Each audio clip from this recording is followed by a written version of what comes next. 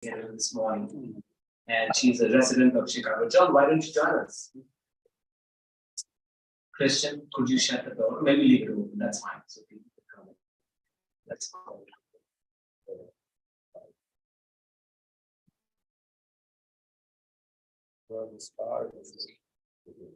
Chairs are here. Why don't you join us here? Hi, everybody. Namaste. Assalamualaikum. Assalamualaikum, everybody. Namaste. Hi. Greetings. Darren, why don't you come to the front? Florence, please come in. There are not many of us, so we are going to have an intimate conversation. Intimate conversation. Yes.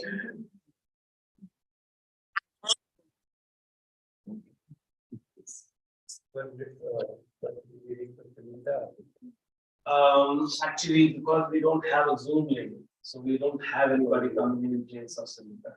But you know, most of us people here, we are all activists. Some by choice, some by, like my sister Florence, pushed into it by circumstances. So, once again, good morning, everybody. My name is Ajit Sahi. I work as advocacy director with an organization called Indian American Muslim Council. Indian American Muslim Council is a 501c3, which is something I learned when I joined this job 4 years ago. It's basically the law under which nonprofits are registered. Most of you know that already. And I'm based in Washington, D.C. I do advocacy on issues of constitutional democracy in India and the United States.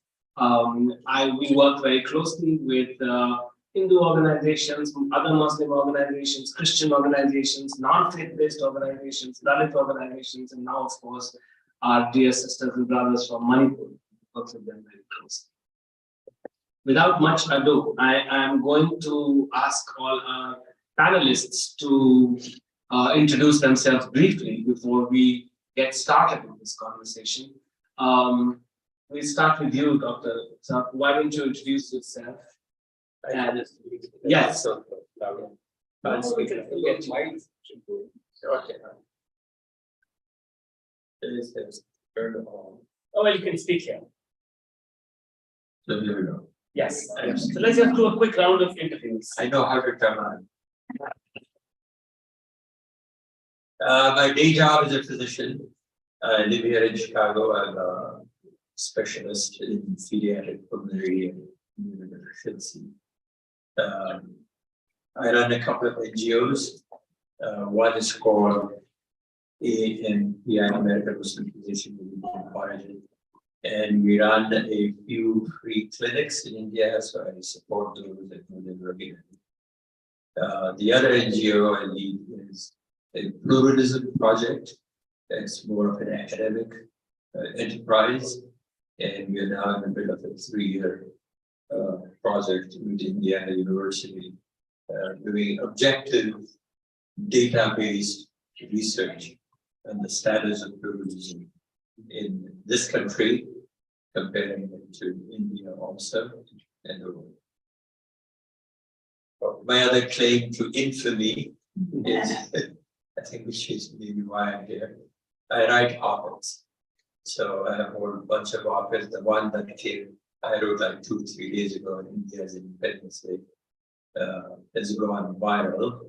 And you know how I know it has gone viral? I start getting trolled. And the more I get trolled, I know what to do. Sorry. Hello, good morning, everybody. My name is Cedric Prakash. I'm a Jesuit priest from Ahmedabad, India. I suppose you know Gujarat, where Ahmedabad is situated, has been the in place for plenty that has been happening in the country. Begin still continues to do so. Gujarat has also given 2 key figures to the country, apart from several corporates, the current Prime Minister and the current Home Minister. And in Gujarat, things are very, very different, very difficult. I'm basically involved in issues related to human rights, justice, reconciliation, and peace. And I've been working mainly with the minority groups and other vulnerable and excluded groups of society. Thank you. Good morning. My name is Rajinder Singh Margo.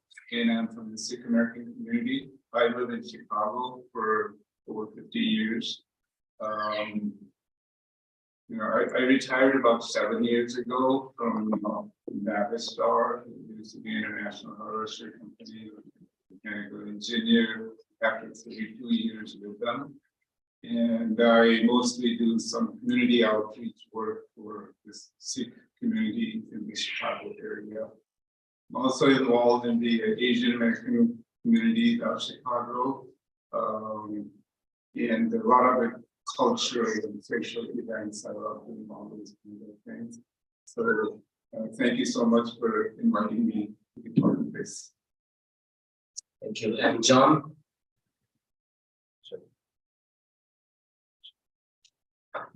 Thank you. My name is John Prabhudas. I currently serve as the chairman of the Federation of Indian American Christian Organizations.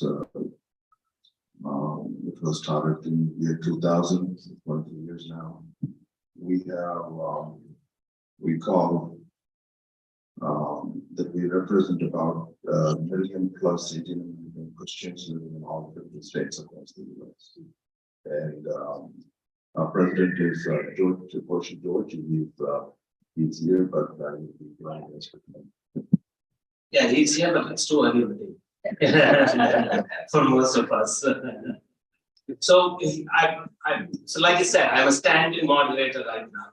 So I do not really know. I'll be honest with you, because honesty is the name of the game for us activists. If we can't be honest, then who will be? Not the politicians. So I really do not have the idea how this was planned. So if all of you have any prepared statements that you want to make. I think it was plan. Yes. But we do not have too many people, and most of us are activists who know what's going on in India. I was thinking more in terms of if we can have a brainstorm together. If you don't feel that, go ahead, please. Well, I'll just speak for myself. I don't know much about what's going on. I learned more here than I knew before I got here. And you could spend a few minutes. Excellent. That's excellent. Because it's horrifying. But we have a condition for people. We really want people who don't know anything to do just one thing. That's very important is for them to come up right here. Right? Please bring your suitcase and be our guest closer. And you have great company here because we have Reverend Evangeline. Please introduce you. Actually, let's just quickly do a round of introductions, but there's just so few of us. Oh, Why don't you start? Evangeline. I am Soraya Dean, I co-chair the International Religious Freedom Roundtable in Sri Lanka. Florence Lowe, I'm president of North American Micro Tribal Association. You see, we have such illustrious people. Amin Rahman, associate director, Indian American Muslim Council. And now you. I'm Victoria Moran, I'm co-director of the Compassion Consortium in New York City, and I attend the Dante Center. That's excellent. Let's have you. I'm Jill Steensma from Fond du Lac, Wisconsin. I'm just an active member of a UU fellowship there. Excellent. Corey Sanderson, United Church of Christ minister and college instructor. So happy to have all of you. Please go ahead, sir. Paul Sanderson, clinical psychologist and the United Church of Christ minister in the Boston area. Oh, you come from Boston? Mr. Zaman here is from Boston. Ah, great. Foxborough, yeah. I'm the Margot. You're with Mr. I'm Tansin. I'm a doctoral student at the University of Michigan. Excellent. What about you? My name is Alicia Dunhams. I'm the author of the book, How to Talk to Your Enemies, 101 Ways to Turn Hostility into Peace. And I'm on the panel right after this. It starts at 9. Excellent. So you are here to make sure that we leave this for the okay, got it. I'm here. Thank you so much. Now we are going to be very careful. Oh, yes. Christian, yes. I'm Christian. I'm a Jeets flunky, so I'm live streaming today. What? No, I'm just kidding. I'm just kidding. I'm doing So we have all been introducing ourselves and we want to hear from you who you are. My name is Jim Showerty. And I'm here. I am from Chicago. Oh, excellent. Thank you. Thank you, everybody. So for the benefit of the 3 or 4 people who don't know what we are going to be assembled here to talk, maybe if you, my fellow panelists, allow me, I'll take maybe 60 seconds. Somebody keep time so that I don't overshoot those 60 seconds. India is a country of 1.4 billion people, the most populated country in the world. It has a majority Hindu community, such as myself, I am Hindu. And right now, my country is passing through what we can say a most dangerous phase, where the majoritarian self-styled representatives of the majoritarian sentiments believe that India should be a Hindu country. Now, that is real bad news for all the minorities who are Muslims, Christians, Sikhs, who are represented on this table, on this panel, and also bad news for India, for India's constitutional democracy. And that's what we are assembled here to discuss. It's much worse than many other countries. People worry about Trump, people worry about Bolsonaro, people worry about, but in India, it's not just one or two or three or four leaders. It's not just a small movement. It's a very organized 100-year-old movement with hundreds of millions of dollars in their pockets. So it's probably the most dangerous right-wing, ethnocentric, reactionary movement in the world. I think I did less than 60 seconds. So let's start with you. Whatever you want to share with this gathering. And then I'm hoping that after about, say, 15 minutes of everybody speaking or the panelists speaking, we can all start brainstorming on what we can do, because most of us are based in America. And I'm especially happy and very, very grateful to all our non-Indian, non-South Asian partners who are here, such as yourselves, because then we can talk to you and we can get ideas from you and we can brainstorm together and say, okay, how do we bring this message to the wider audience in America, to the civil society, to the government, to the non-government, and what can we do to minimize or to combat the impact of this ideology? Because it's, some of our friends, I hope, will tell us, it's also expanding at a clip in the United States. So let's go with you, Dr. I did. So if you don't mind, I did prepare it. Absolutely. Go ahead. So when we talk about pluralism, I thought it'd be a good idea to actually go back in history a little bit and visit the time when India was actually formed. The four leaders, there were many remarkable leaders who were there in the formation of India. And I said, what happened to them? Where did they all go? But there were four leaders who were critical in making India, imagining India as a pluralistic society, came from very different backgrounds, very disparate backgrounds. For example, I'll just use for example of four leaders. Mahatma Gandhi was a devout Hindu who started his day with a singing of a bhajan, and he chose the bhajan that included these two inclusive lines. It said, Ishwar Allah Tere Naam Sabko Salmati De. So that was very inclusive, which means God. Ishwar is a Hindu name for God, Allah is a Muslim name for God, it's an Arabic name for God, it's not a proper name. Ishwar and Allah are your name, give Sanmati. So it basically means God is known as Ishwar and Allah is the same person, and may you give sense to all things. Sanmati is good. Respect, goodness, Okay. Goodness and respect. So now Gandhian Hinduism that included the rationalization of the caste system ran to Dr. Ambedkar.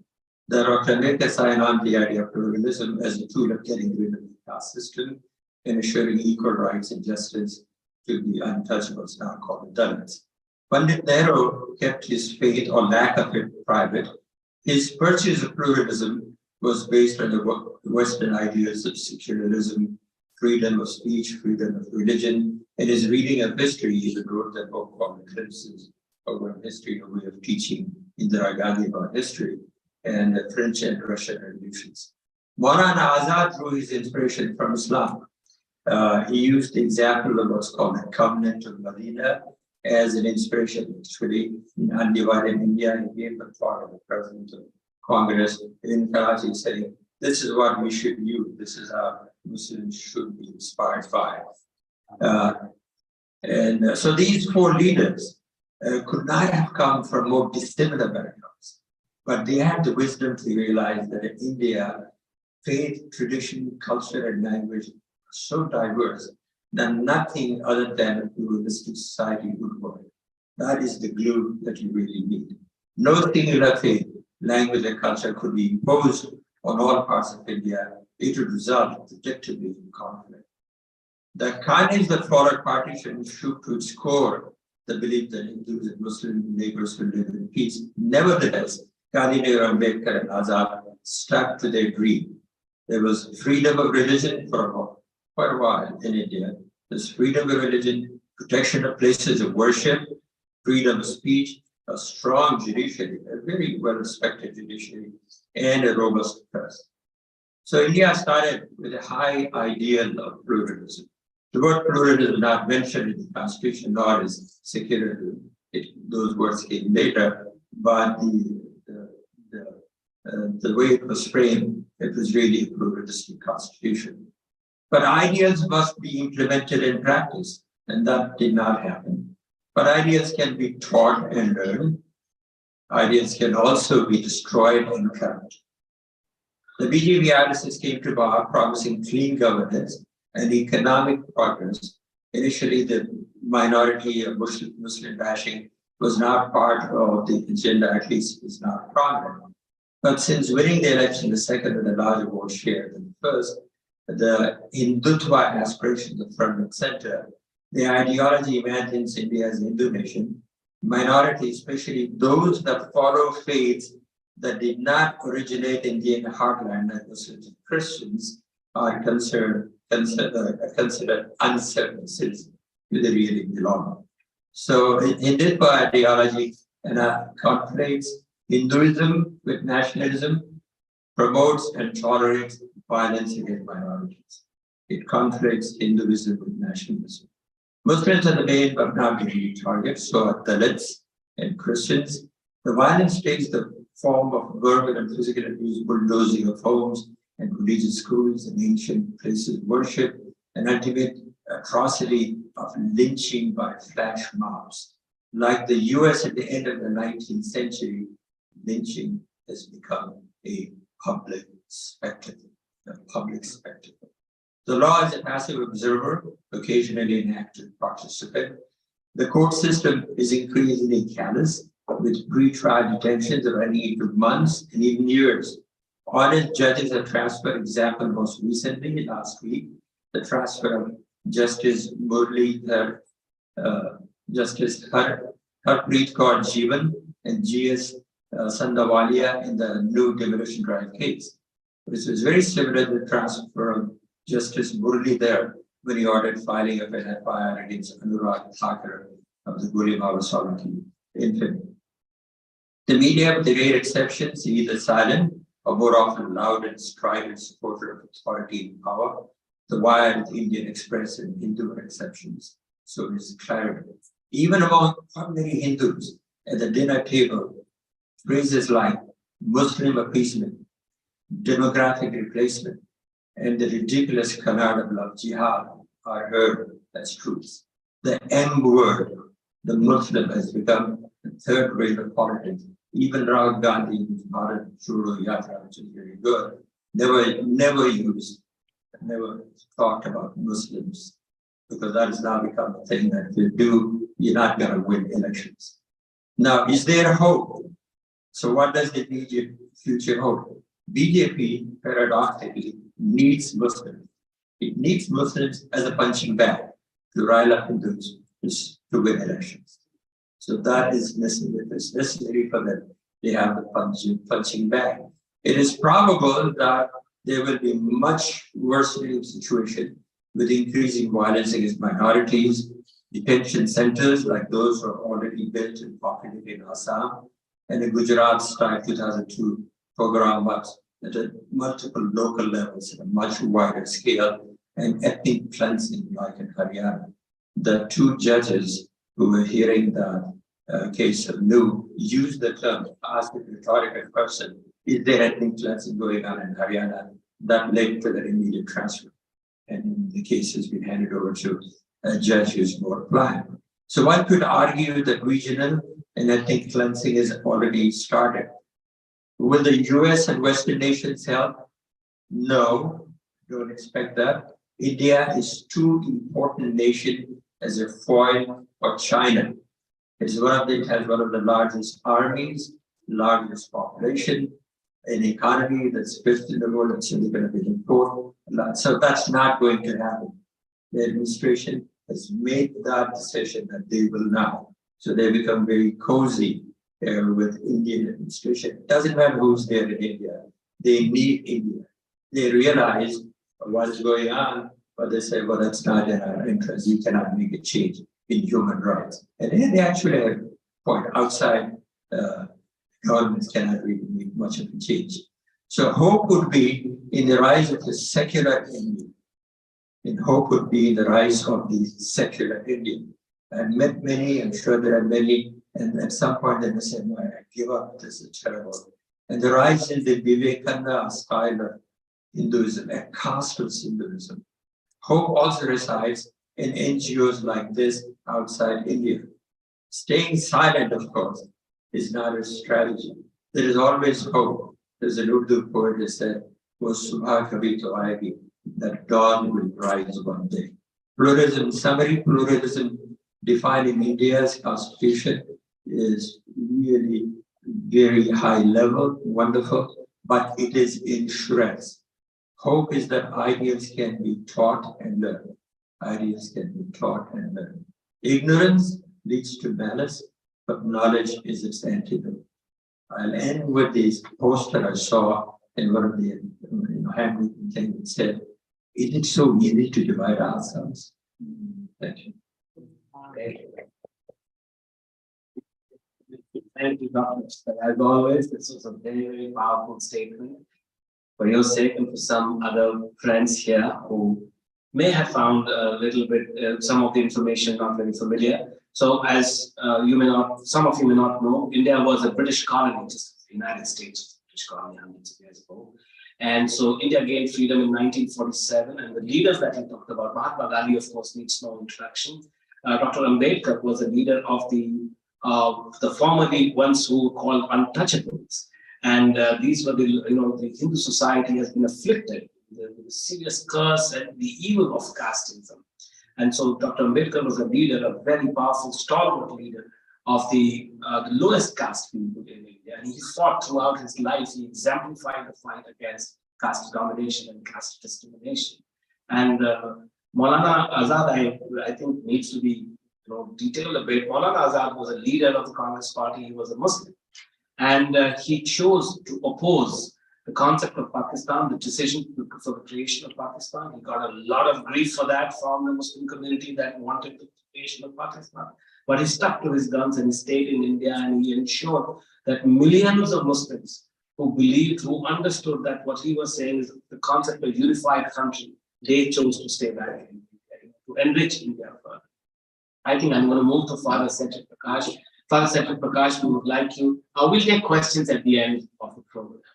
Father Cedric Prakash is he's a renowned activist, Jesuit priest from India.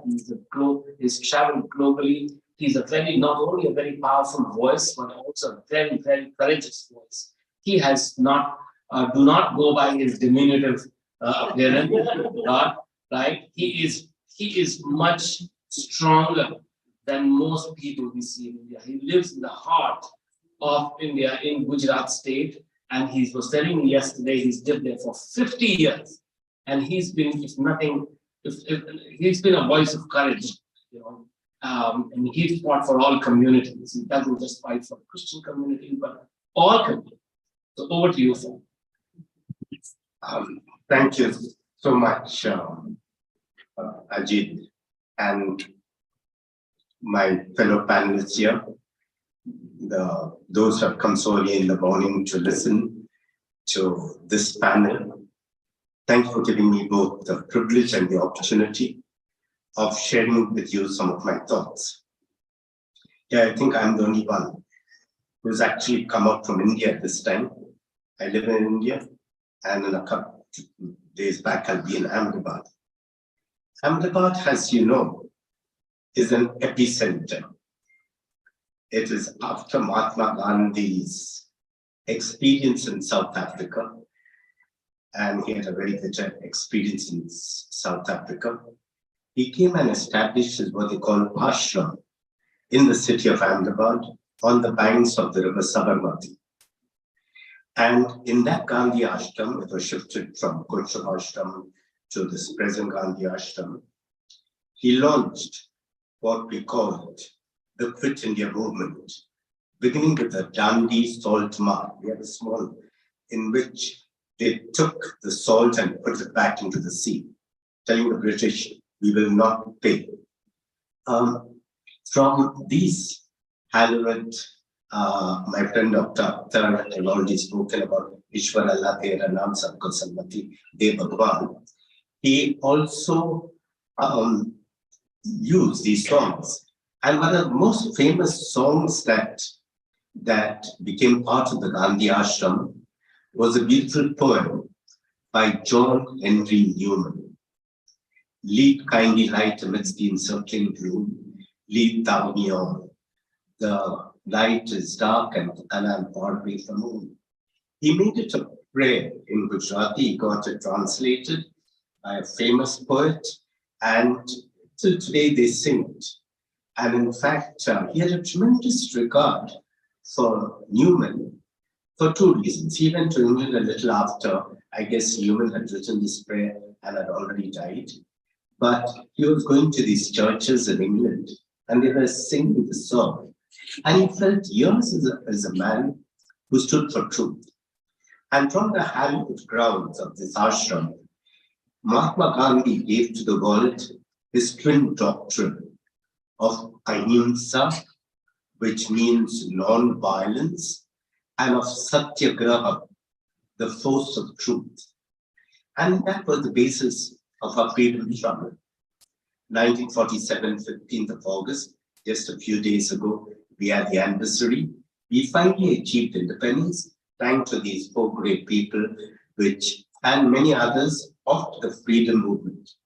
But one of the things that the Constituent Assembly, led by Dr. Ambedkar, respected and found very sacred was the pluralism, the diversity that characterized India.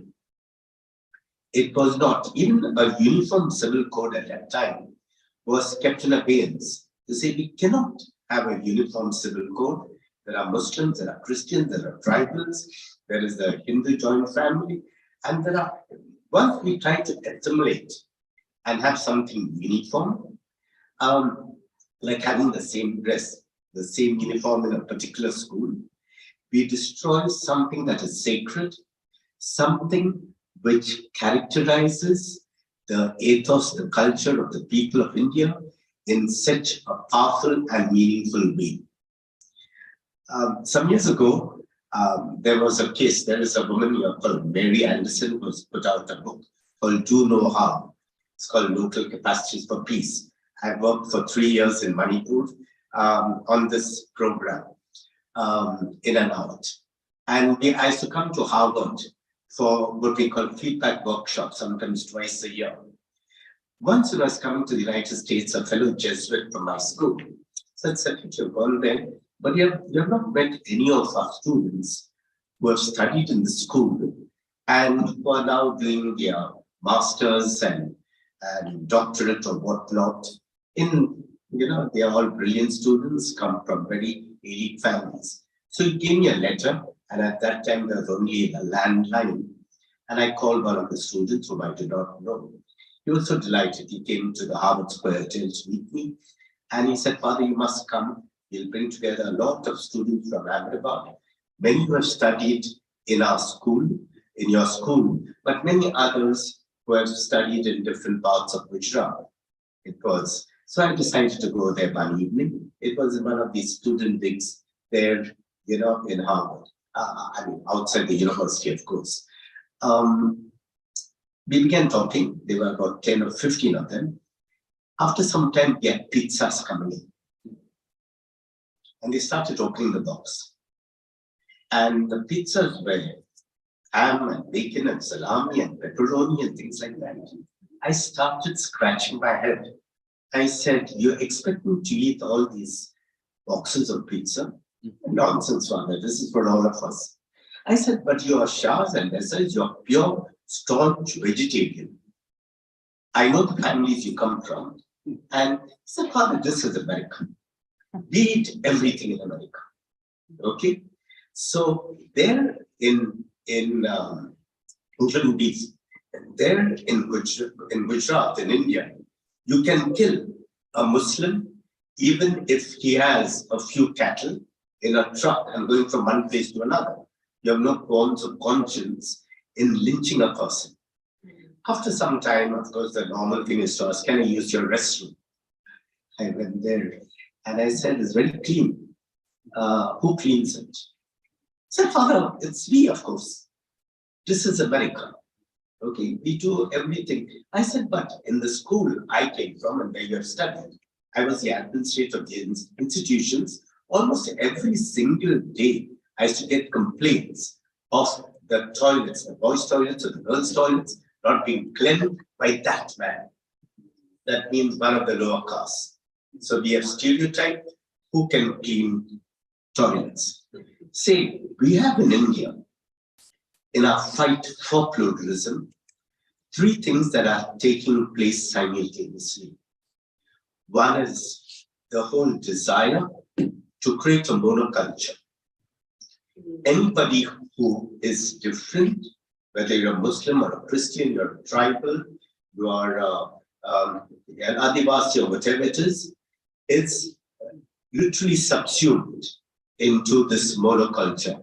It's like, imagine, just growing one type of trees in a forest. You have beautiful forests in the United States. Suppose there's just one single type of tree being grown.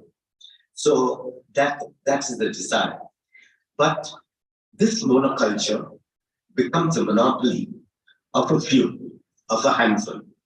And you need to have that right type of caste background. You need to have that right type of power in order to subserve anybody else. Like, for example, when no one talks about if somebody wants to become a Hindu from a Christian or Muslim, to which caste will he or she belong to? We have the caste hierarchy, which is very, very strong, and you cannot become a Brahmin. You're only born a Brahmin. You cannot adopt Brahminical Hinduism. And now if you look at records, a lot of Brahminical Hinduism has come from abroad. There are people who literally have come and invaded India over the years. And basically, they're starting a kind of an idiom in which they decide what you wear, like the whole hijab controversy. If you're a Muslim, you have no right to come to a school in a hijab.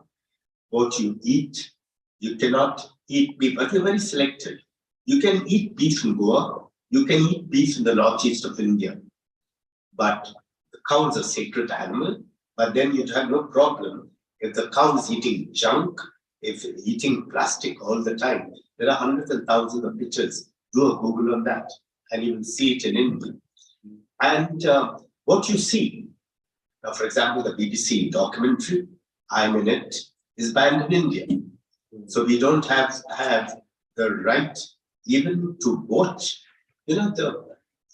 On the other hand, there are things like the Kashmir Files. There are things like some film from Kerala on how Kerala girls are taken by the ISIS and so on. These movies are propagated in order to brainwash the people.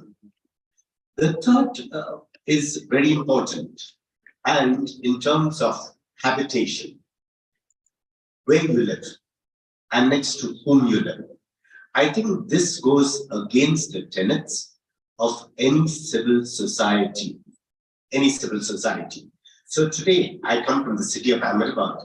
A Muslim cannot live as a Muslim family in the area I'm living. There are a few Christians, but if you're a Muslim, you have to live in the ghettos where Muslims are living. So you are pushed to the brink. Some years ago, I was invited by the granddaughter of Mahatma Gandhi, Indira Gandhi in South Africa, on 100 years of Satyagraha. And I presented a paper pushing the Muslim to the brink. Once you ensure that people are pushed, you create a radicalization in that community, that group, and then you justify it. You provide legitimacy to what, like what's happening. You know, Florence is there from Manipur. Just now in Manipur today, you're pushing the cookies to the brink. They're Christian, they're tribal, they have their tribal identity. You're trying to take it away from them. You're trying to subsume what is basically theirs in the context of identity. The final point which I would like to make, and then we could have some interaction, is that pluralism is very precious to India. Diversity. I don't think it can be steamrolled. It can be bulldozed. They have been using bulldozers just now in Haryana, in Goa, in Gurugram, and so on. In UP, anybody, any dissenter, lots of our friends. Father Stan Swami was a Jesuit who died incarcerated on the 8th of July 2021. It was terrible. He was only fighting for the fundamental rights of the Adivasis, the tribals of India, jungle of Jammu, and the big mafia, those who try to control the economy, the corporate sector, just wanted to have, and together with a very, very fascist government, they decided to do away with him. Two others have just been released on bail. People are fighting for the rights of others. I think what is important just now, those of you who are in the United States, try to promote and try to highlight that democracy in India will thrive only if we have pluralism, only if we realize the government, not the people of India. The people of India are very pluralistic, but we have a very fascist government, very hegemonic one, and only they can, once they have, we do greater realization in wider American society, and especially I'm so happy to see many of, our American sisters and brothers here. Okay, I wish there were more. Only few can write to your congressman, to your senator, to preserve the fact that India is pluralistic, India is diverse, and for democracy to thrive in the world's largest democracy, pluralism, diversity is essential. Thank you very much. Thank you, Dr. Prakash. Thank you for those powerful words. We are now at 8:38, so I will not talk anymore and just hand it over. You have it. Okay. Put your hand over. So, Father, please go ahead, sir. Thank you so much for giving me this opportunity to be here.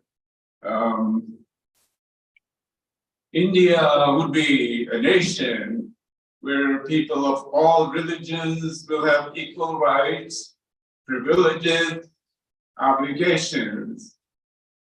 Jawaharlal Nehru declared this speech to the country's parliament on August 14, 1947, after the partition of India and independence from British. But now, over 76 years later, there's signs that Nehru's hopes for that nation face an uphill battle and greatest threat. Bharat, which is another name of India, has always been a welcoming place. Jews, Zoroastrians, World War Polish orphan children were welcomed to safety. And of course, Afghans and the British were invaders and conquerors. And it's widely believed that the Aryans also came to the present day India from somewhere else, maybe from Central Asia. They brought horses, Vedic knowledge, and mixed in with the native Dravidians who were pushed to the south. And they also developed the caste system.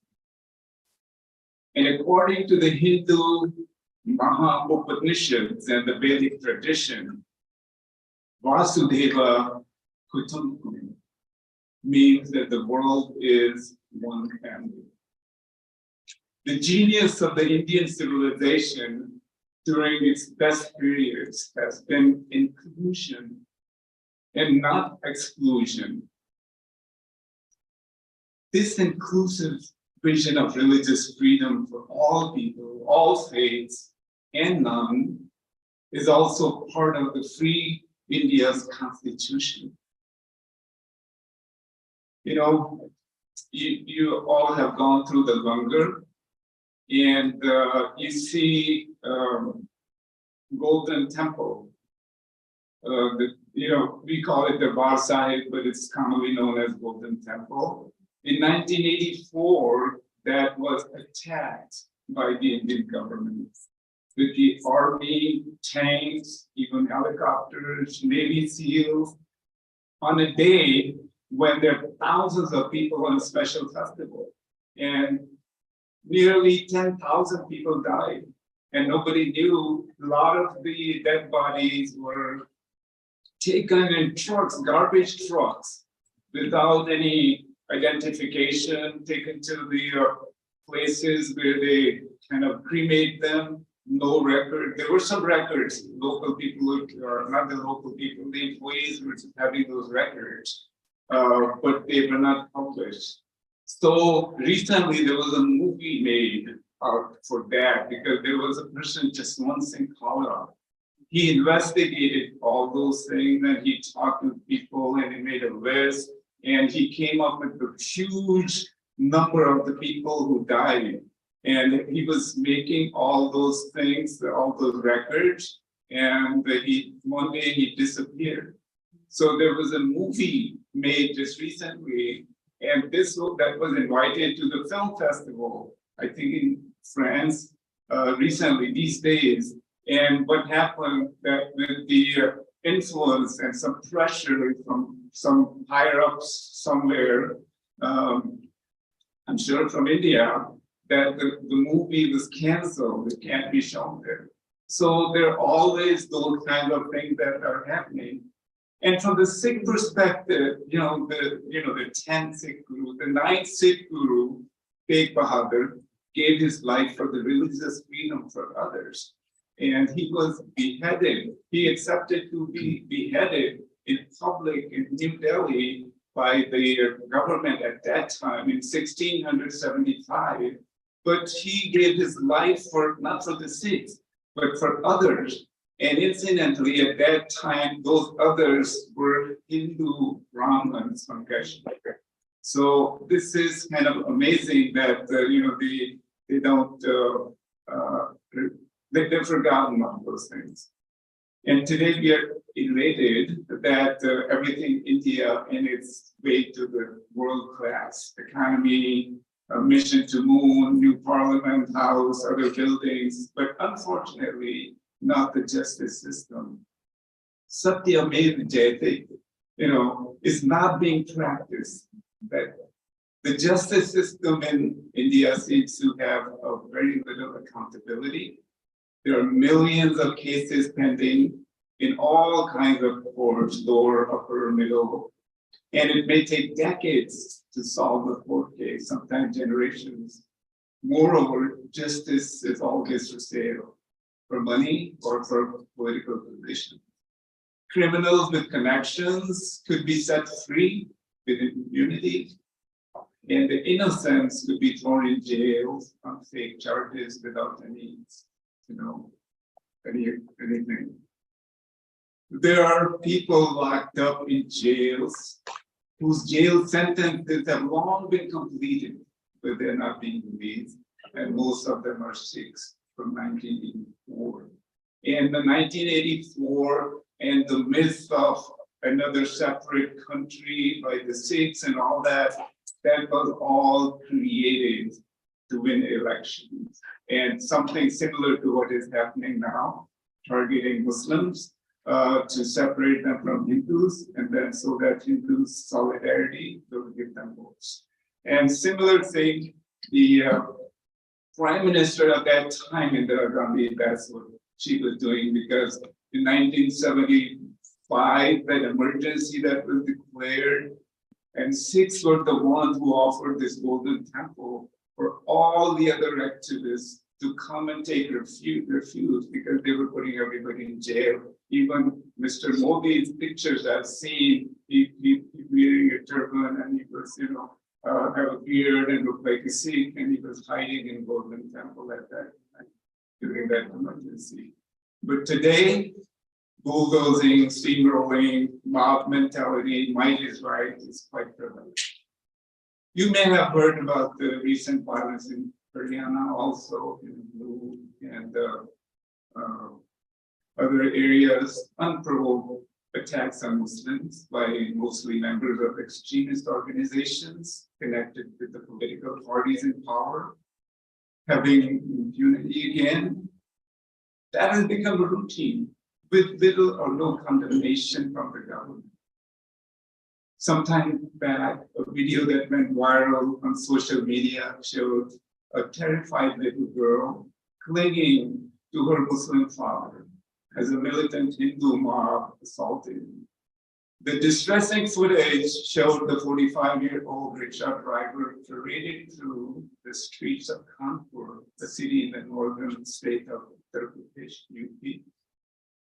As his crying daughter begged the mob to start hitting him. His attackers asked him to chant Hindustan Zindabad or Long Live India and Jai Shri Ram, meaning victory to Lord Rama, which is the name for a Hindu god, and a popular greeting that turned into a murder cry by militant Hindu lynch mobs in recent years.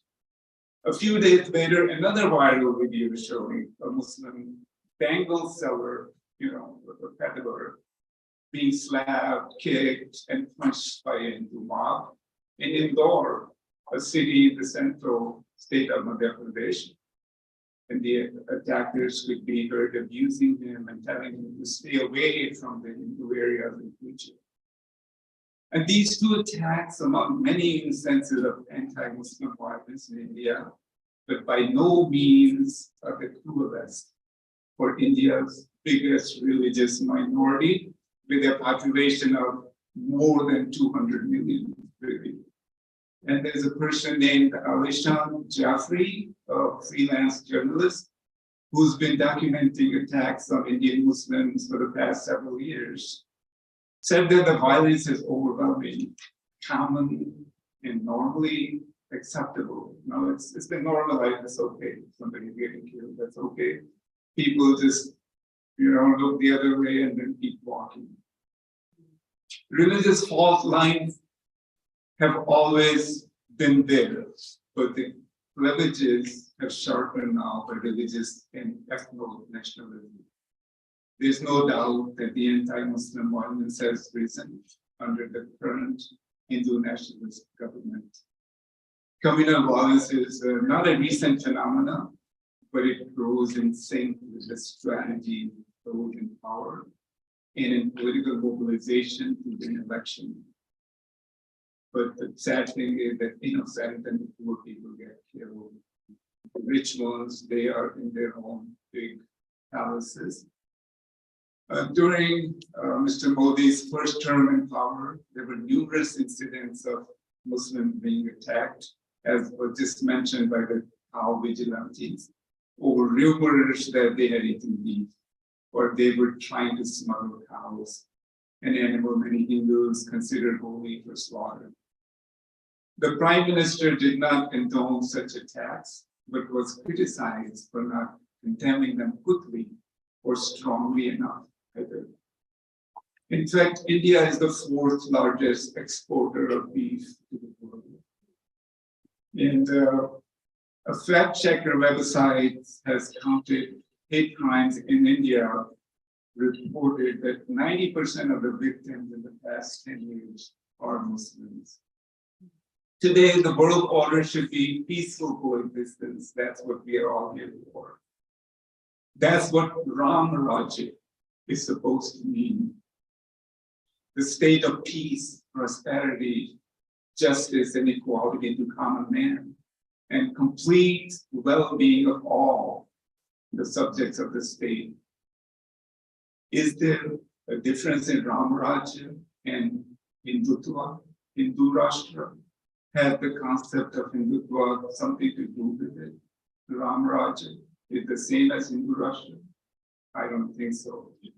So it's our duty to prevent injustice from happening, even if we are not directly affected by this injustice. Truth and justice live through us all.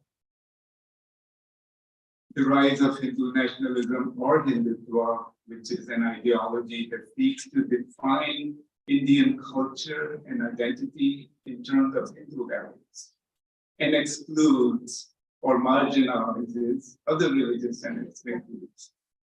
In which Hindutva advocates that they view Muslims as invaders, traitors, or threats to the Hindu nation, and justify violence against them as a form of self-defense or retaliation.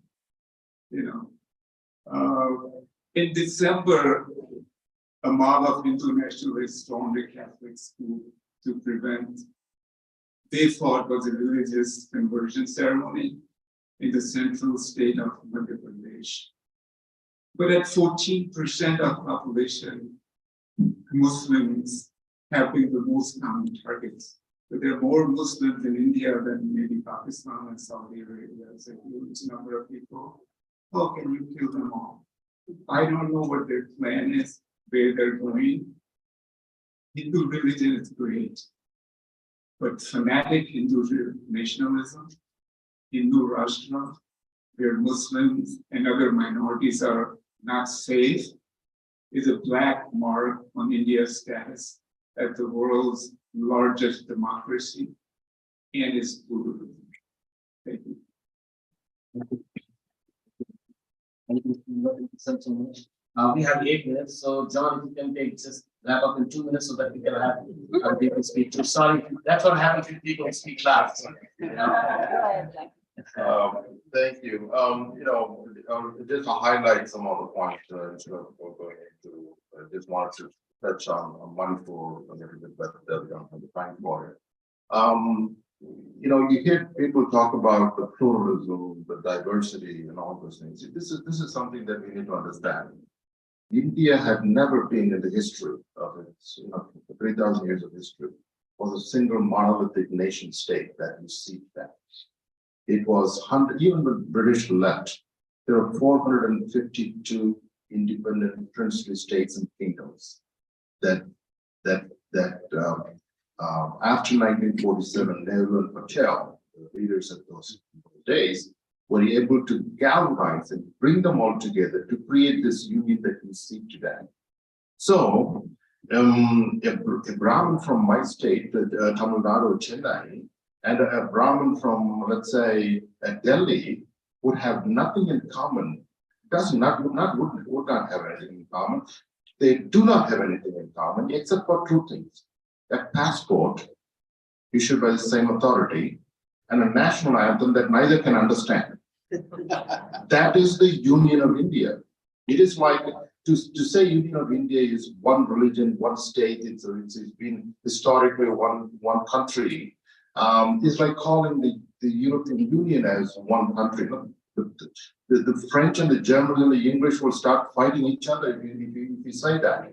So it is a nation. It's a union of nations. Before there was a European Union, there was a Union of India, and that we have to keep in mind whenever we talk about union. And that brings us to the violence in Manipur. Who are these people?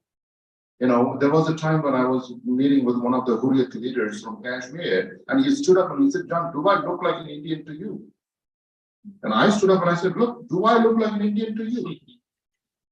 So it is an idea that we all come together for. But this Hindu nationalist government to thrust an idea that we are all have to be culturally and religiously uniformly be one is a disaster. It is a recipe for disaster. It will impact the U.S. interest in that region, and that is part of, we can go into seeing how Manipur plays into that, but we don't have the time for it. I'll just stop there and let you. Yes, thank you. Insofar as the best Indians are concerned, I come from the city of Allahabad, we have the best. That's what everybody in India thinks, right? Okay, quick. Well, because we have only 5 minutes, I'll write questions here and just have, please don't make any comments, just have questions because the lady is here. She needs a room at 9 o'clock. We literally have less than 5 minutes. Give me 1 or 2 minutes.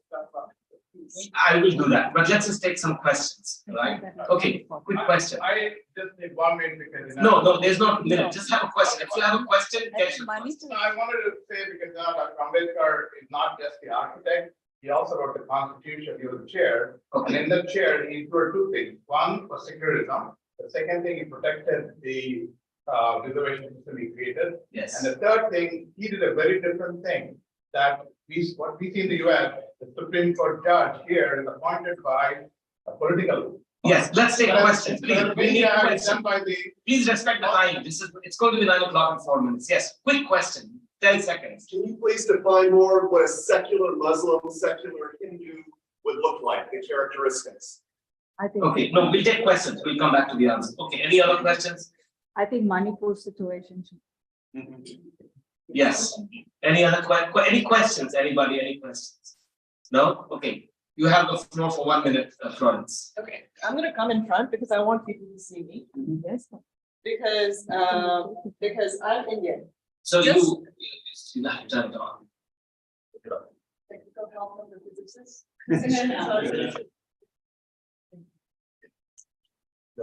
Why don't you just speak? Take that. Okay, so I am just as blue-blooded Indian as all these gentlemen here. So this is what the face of India looks like. Thank you. I'm just going to tell you my personal story because we don't have that much time. On May 3rd, my mother, who's 77, my 13-year-old niece, 5-year-old twins, boy and girl, my niece and nephew, and 2-year-old boy, my niece, my nephew, and my 33-year-old sister-in-law had to leave their home because a mob had entered their neighborhood, burnt their church, and started to burn their neighbors' houses and have turned their attention to their house. They ran a few doors down and hid in the storehouse of the Meitei Hindu neighbor's house. They stayed there for over 3 hours until my brother, who was in a different town, was able to arrange for a escort for them to be escorted to a relief camp that had been set up in a hurry by the police in Imphal and the army.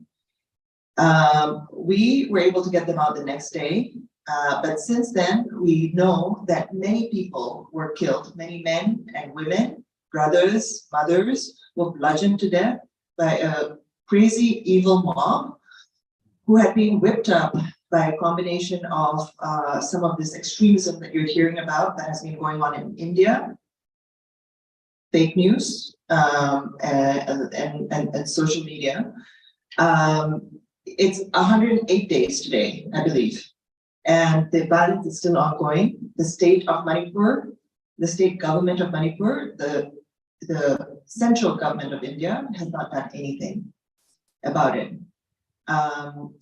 So we're here trying to raise awareness about this. So please talk to your representatives. Please get the word out. And my young friend over there, Mwandan Thonsing, PhD student at UMich, has some information. We are out of time now for the next session. Yes. Thank you, everybody, for being here. If you have questions, you can ask the panelists outside the room because we have to respect everybody's time. Let's give a big hand to all our panelists. Thank you.